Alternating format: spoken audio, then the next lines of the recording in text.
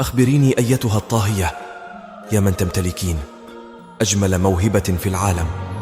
أخبريني كيف تبدعين بيدين صغيرتين كل هذه الأكلات المتنوعة بهذا الجمال.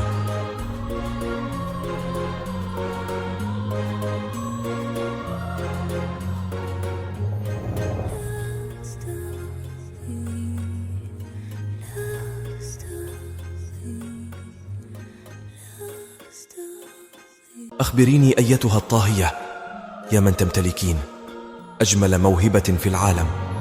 أخبريني كيف تبدعين بيدين صغيرتين كل هذه الأكلات المتنوعة بهذا الجمال.